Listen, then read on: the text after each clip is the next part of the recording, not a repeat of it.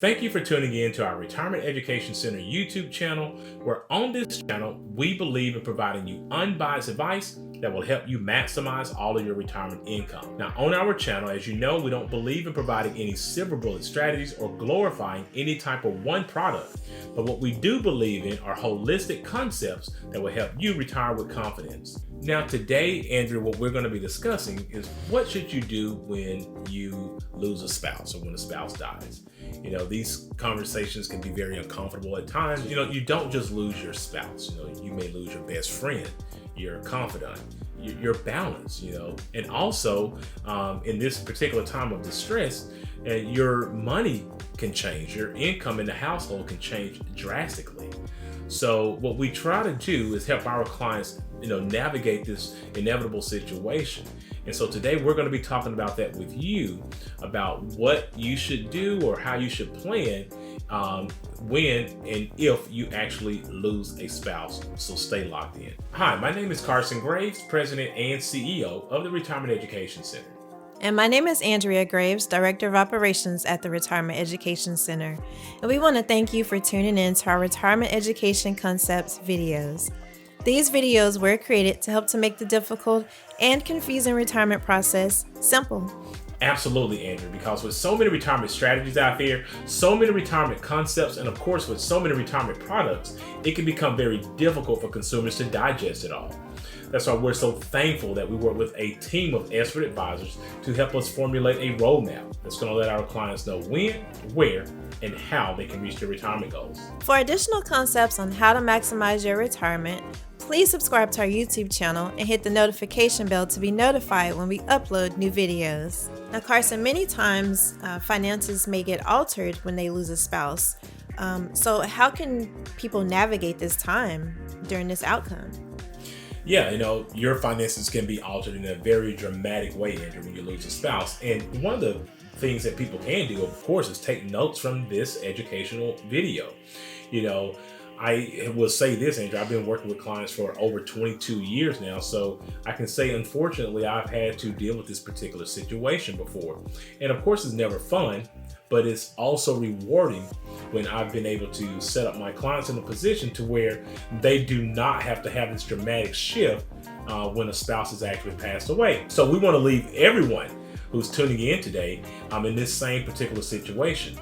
So we're going to talk about that. But before we do, there are always two rules to retirement income that we like to give you. And Andrew, what are those two rules? Well, rule number one is to never run out of money. And rule number two is to never forget rule number one. All right, so let's go ahead and talk about, the unfortunate situation of what happens when you actually lose a spouse. Now, Carson, what are just a few things that people need to know when it comes to losing a spouse and their finances? Yeah, Andrew, these are things that I think that everyone should, mark down. According to the Census Bureau, Andrea, the average age in which a woman actually becomes widowed is actually age 59.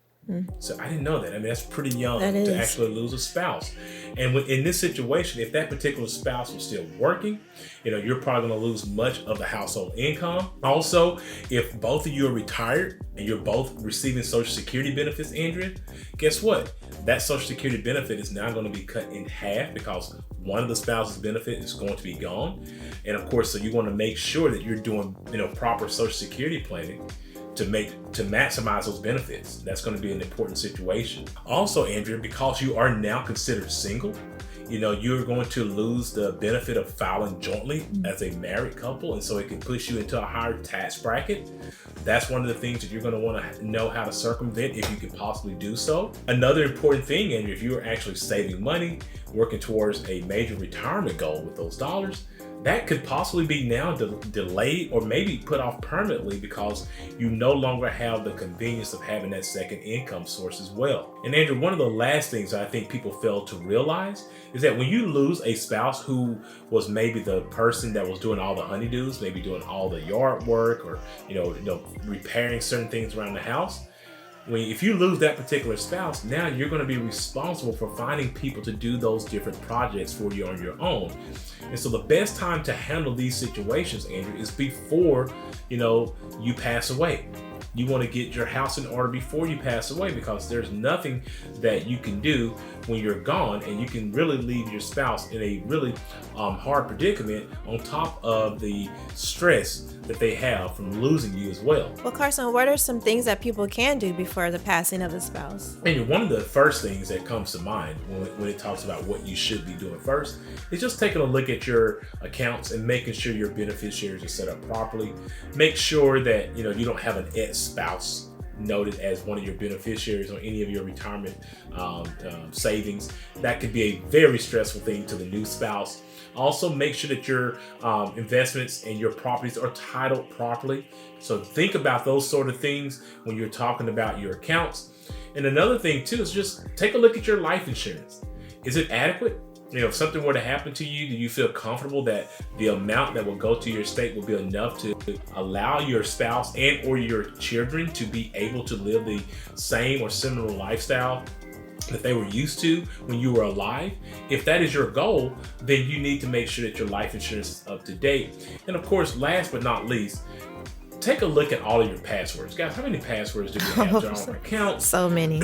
So yeah, if you don't have that written down somewhere, that's going to be up to your spouse to figure out how to crack the code of getting into sensitive areas that she may or he may needs to get into in order to get either some information relevant for your investments or your savings or whatever it may be.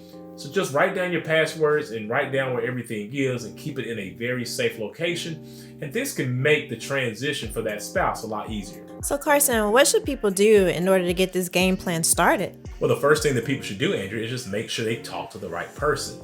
As I mentioned to you, I've been doing this over 22 years now, and so I've seen a thing or two, and I can certainly help my clients understand what they should be doing in order to make sure that they don't have a major trap when they lose a spouse.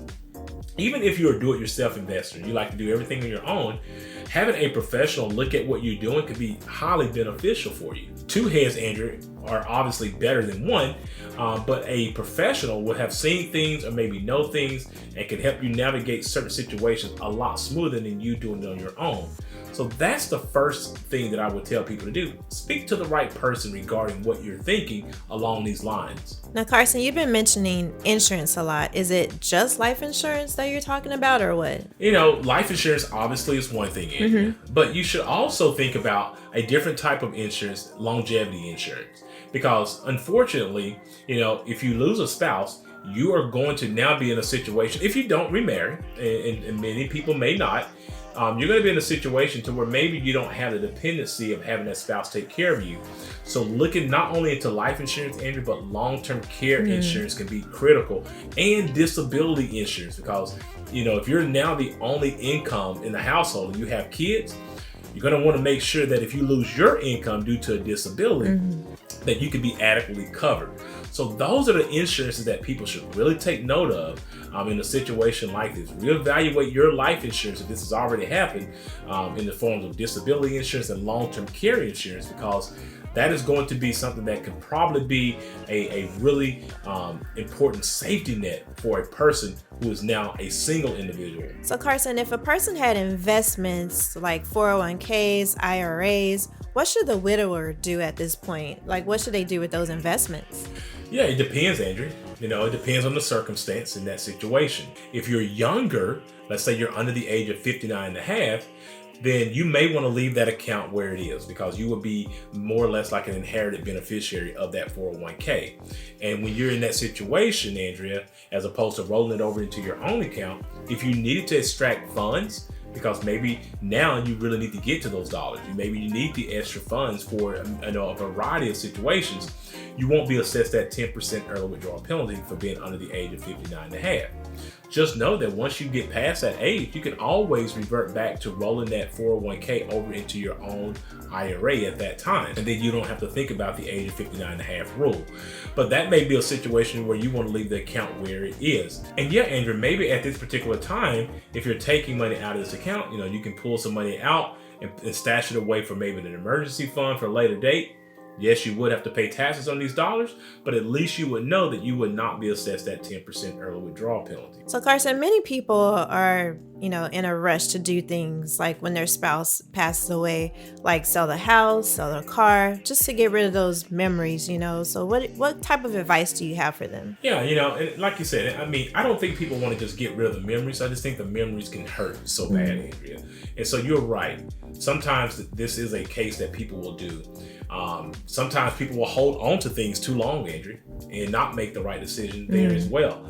But in a situation like this here, I think the appropriate thing is never to rush into doing anything until you are emotionally and mentally stable to make the right decision. Yes, you may need to sell that house because maybe you can no longer afford it, or maybe the house is just too big for you now. You don't need it.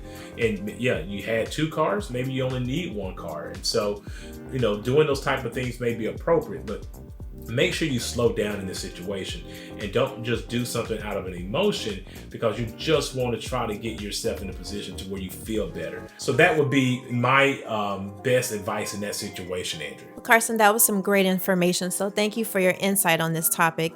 And thank you for watching. And if you felt this information was beneficial for you, please like this video and share with others. So I really do hope that the information that we provided for you today will provide you some sort of comfort in helping you understand the transition of losing a spouse. Please understand that these videos are created for educational purposes only, and that you should always seek out your own financial advisor, your own tax advisor, and your own attorney regarding your personal situation. Also, if you are looking for a fiduciary advisor to help you with these types of complex financial matters, we highly recommend that you utilize the links in our description below and go ahead and schedule a 1-hour free consultation with us today.